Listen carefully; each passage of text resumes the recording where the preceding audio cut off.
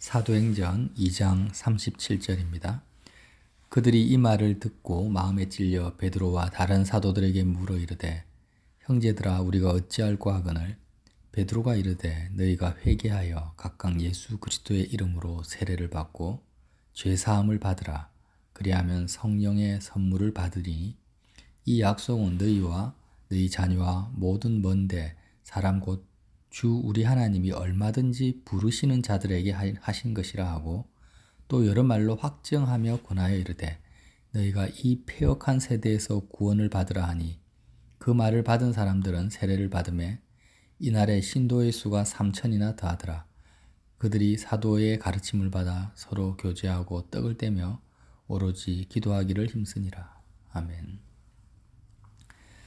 베드로 사도의 말씀을 듣고 사람들이 마음에 찔렸습니다. 우리도 십자가 복음을 들으면 우리 마음에 이들처럼 찔림이 와야 되죠. 근데 왜 이들은 마음에 찔렸을까요? 공통점이 있습니다. 제자들이나 유월절날 모여있는 유대인들이나 십자가의 죽음과 부활의 현장에 참여한 자들이라는 거죠. 누구든지 간에 십자가 사건은 시간과 공간을 초월한 사건이라고 우리 마음에 이제 새겨야 됩니다. 그래서 한국에 있는 사람이나 미국에 있는 사람이나 17세기 사람이든 21세기 사람이든 항상 그 그리스도의 죽음과 부활 사건의 현장에 우리가 있지 못하면 우리는 마음이 찔리지가 않는 거예요. 내가 예수님을 죽인 자고 십자가에 못 박으라고 외친 자라는 사실을 본인이 정말 깨닫지 못하면 마음에 찔리지도 않고 형제들아 우리가 어찌할꼬 하면서 회개할 수 있는 상태에 이르지 못합니다. 그래서 이게 기적이죠, 사실. 그래서 베드로도 뭐라고 합니까? 39절 보면 우리 하나님이 얼마든지 부르시는 자들에게 하신 것이라. 하나님이 부르시지 않으면 이런 사건이 일어날 수가 없는 것입니다. 내가 아무리 열심을 내서 저 사람을 변화시키려고 해도 변화되지 않습니다. 하나님이 부르시는 자, 택한 자에게만 나타나는 변화들입니다. 그래서 어찌할꼬 하니까 베드로가 너희가 회개하여 각각 예수 그리스도의 이름으로 세례를 받고 제사함을 받으라. 너무나 단순한 말씀인데 이 말씀의 의미를 왜 그렇게 저는 잘 이해를 못했는지 모르겠어요. 지금 생각하니까.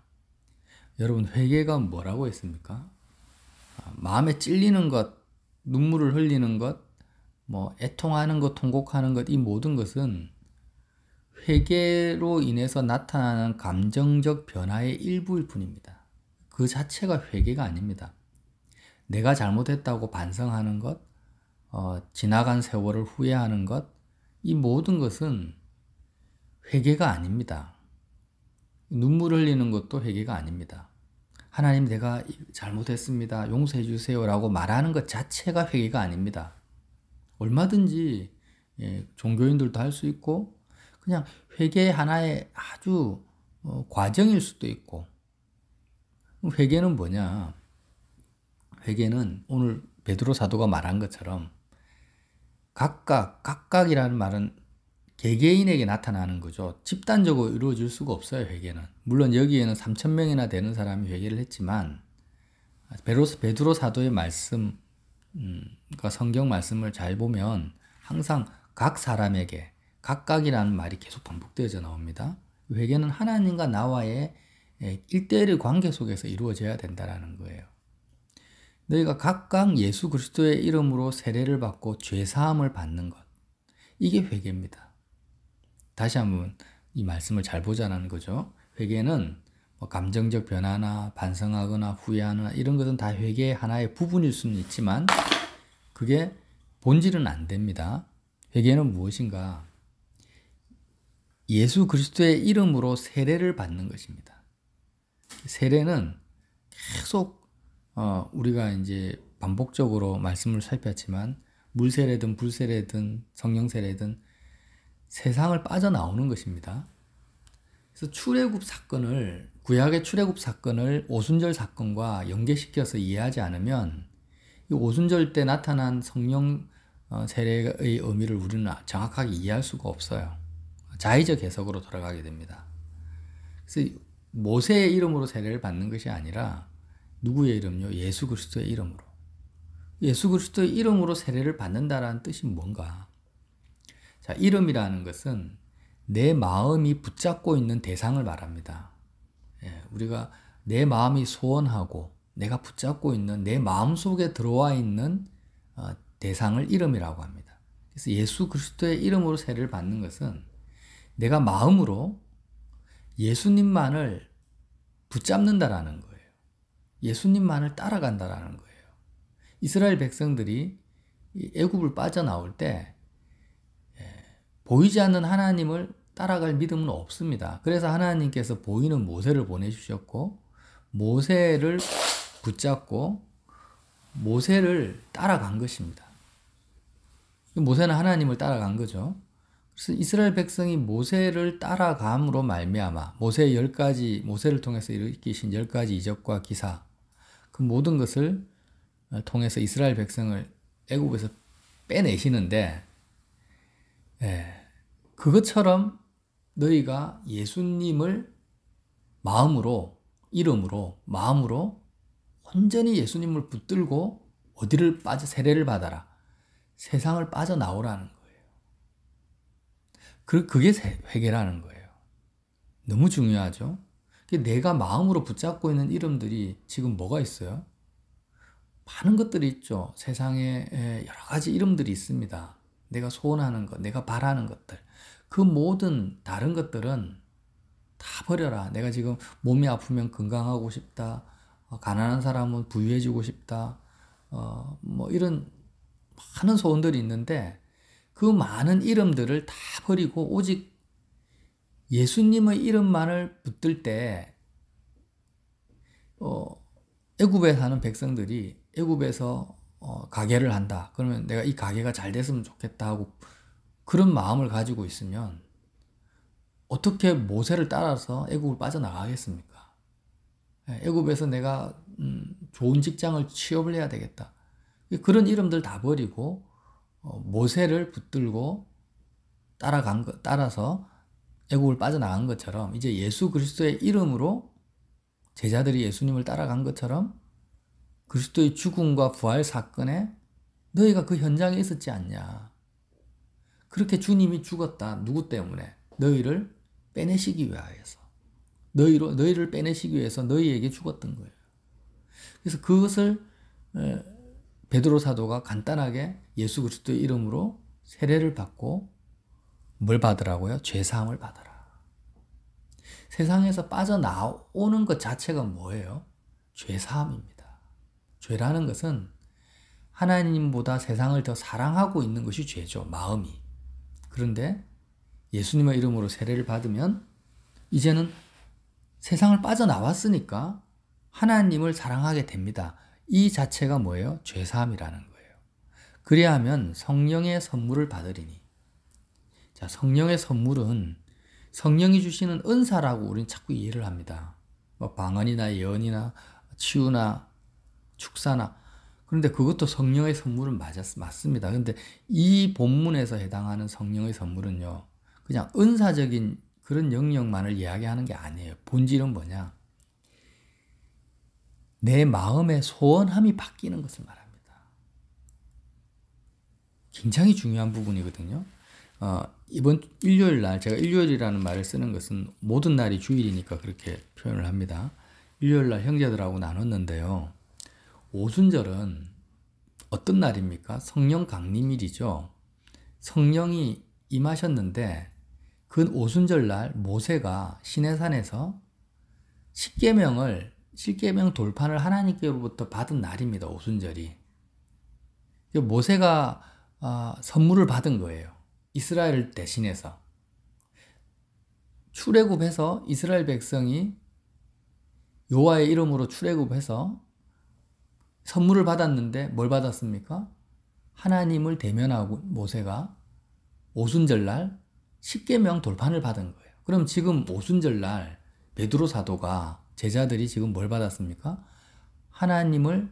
하나님의 영을 성령을 받았습니다. 예수님의 제자들은, 자, 이제 비교를 해봅시다. 구약시대에는 출애굽에서 세례를 받은 겁니다. 홍해를 건너서 이스라엘 백성은 시내산에서 십계명 돌판을 받았다. 이게 선물입니다.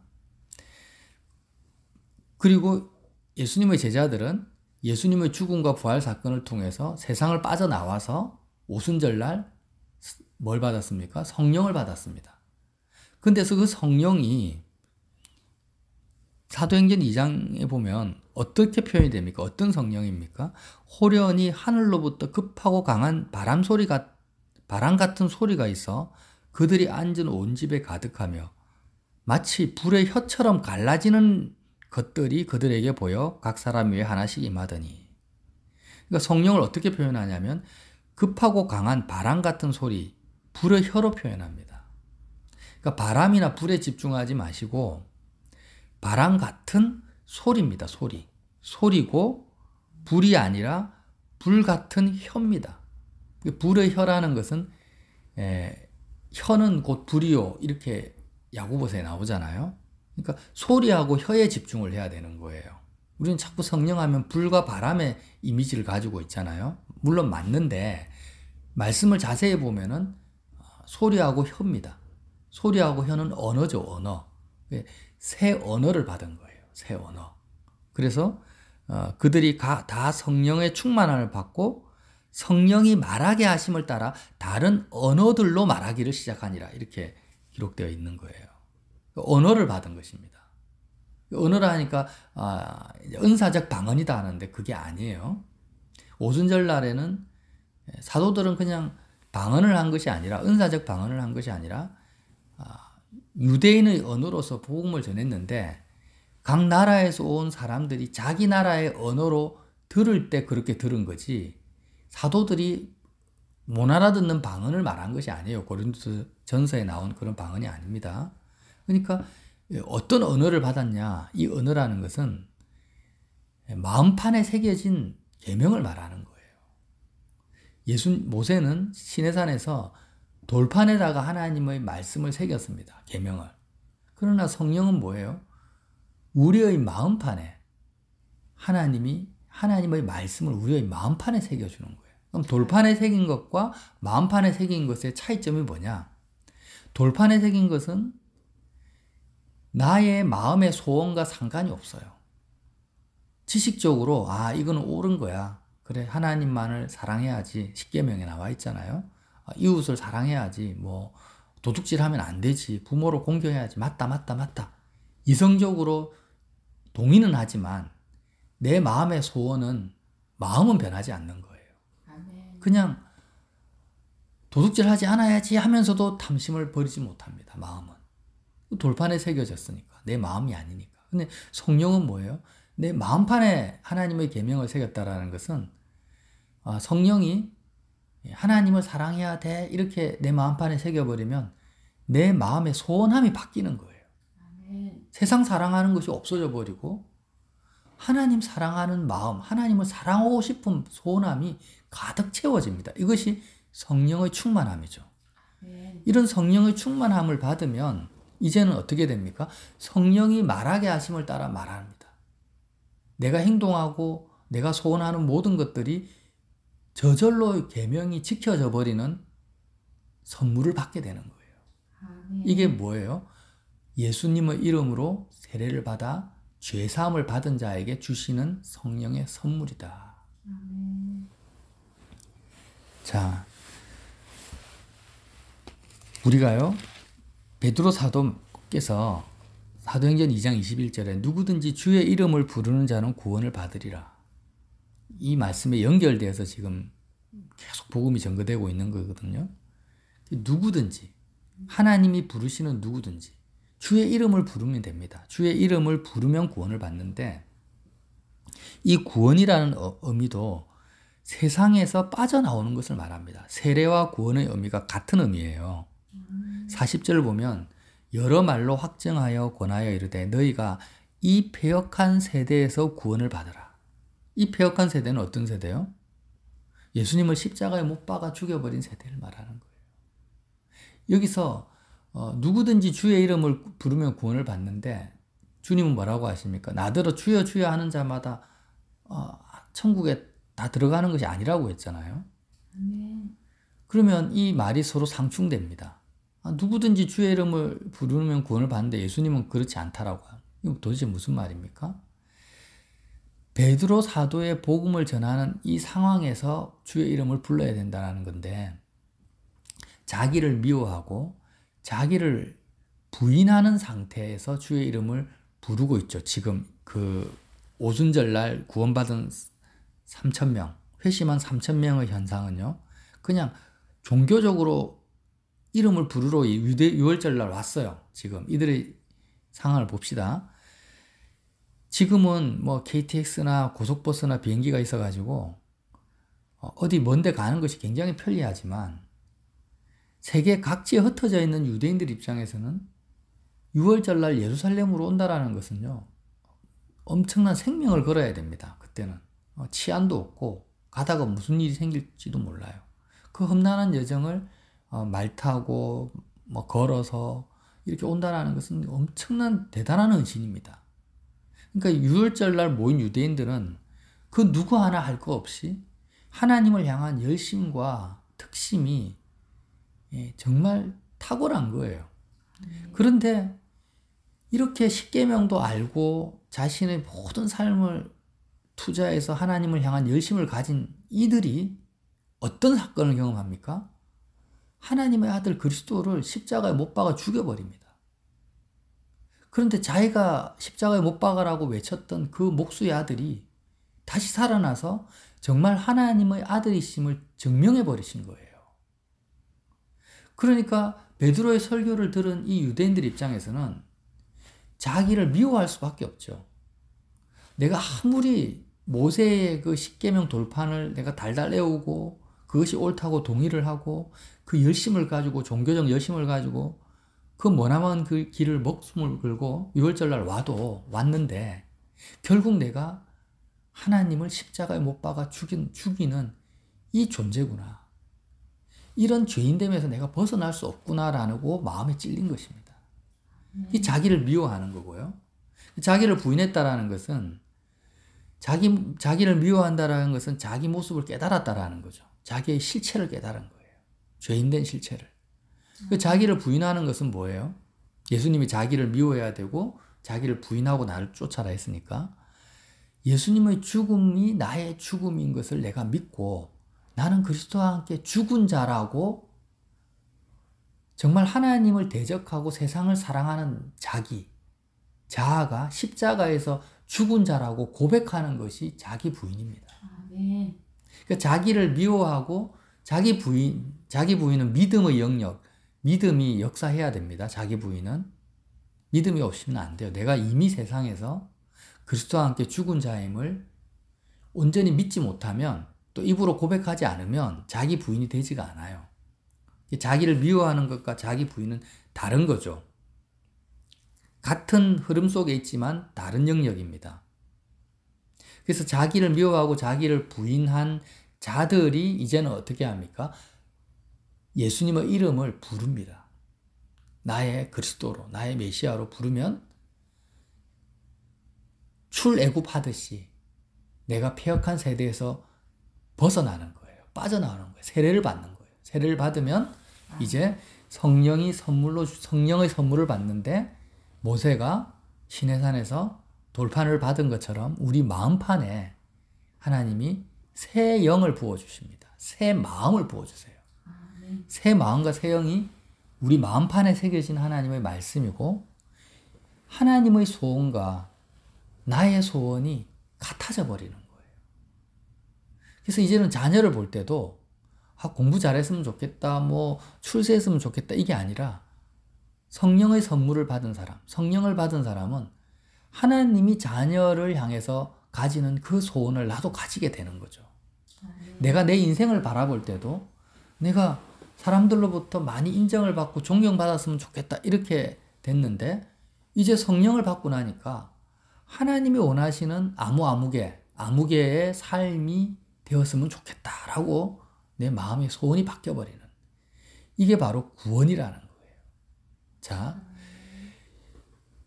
6월절 날 수많은 유대인들이 모였어요. 다시 한번 말씀드릴게요. 그들은 정말 종교적 열심이 있었습니다. 우리도 마찬가지일 수도 있죠. 그렇게 하나님을 사랑한다고 또 옳은 것이 뭔지를 아무리 마음으로 알고 깨달아도 나는 내 마음의 소원함이 바뀌지 않는 이상, 성령이 내 심령 가운데 하나님의 말씀을 새겨주지 않는 이상은 여전히 예수님을 십자가에 못 박아 죽일 수밖에 없는 죄인입니다. 교회 예배당을 30년을 다니고 목사를 안수를 받고 장로가 돼도요. 내 마음의 소원함이 바뀌지 않으면 예수님을 십자가에 못 박는 주범이라는 거예요. 오히려 믿지 않는 사람보다 더 악한 외식하는 서기관과 바리새인들과 같습니다. 그래서 이런 나의 자신을 미워해야 돼요. 미워하고 십자가의 현장에 서서 내가 정말 내 마음의 소원함이 내 마음이 바뀌고 싶습니다. 라고 예수님의 이름을 내 마음에 품고 유일하게 육신의 정욕과 안목의 정욕과 이생의 자랑, 이게 우리가 가지고 있는 본질적 마음입니다. 세상을 사랑하는 마음이에요. 이 마음을 변화시켜 예수 그리스도의 피로 씻어질 수 있는 분은 우리 주님밖에 없죠. 그래서 이 주님을 내가 믿고 자기를 미워하고 주님의 이름을 불러요. 십자가를 바라보면서. 그러면 주님이 나를 출애굽시켜 줍니다. 세상을 세례를 받게 하시고 벗어나게 하십니다. 그 증거가 뭐예요? 성령의 선물을 주셔서 우리의 마음의 소원이 바뀌는 것이죠. 그렇게 바뀌게 되면 이제부터는 나의 삶이 환경적으로 전혀 바뀐 것이 없는데 내 마음의 소원이 바뀌고 보니까 모든 것이 은혜이고 모든 것이 감사로 바뀌는 것입니다. 참 복음의 그 신비죠. 이들이 사도들의 가르침을 받아 오로지 기도하기에 힘씁니다. 이제 인생을 보는 시각이 바뀌어버리니까 이제는 그전에는 기도하려고 아마 애를 썼을 거예요. 기도해야 된다. 그래, 기도는 좋은 것이다.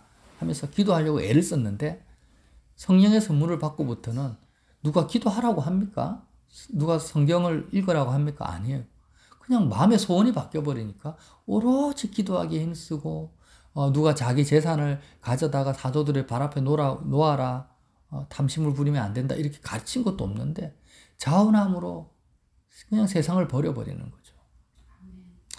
이것이 구원의 증거인데 저와 여러분이 오늘도 정말 이런 예수 그리스도의 이름으로 세례를 받아 죄사함을 통해서 성령의 선물을 받기까지 주님의 이름을 부르시는 복된 하루 되시기를 예수님 이름으로 빌어드립니다. 아멘.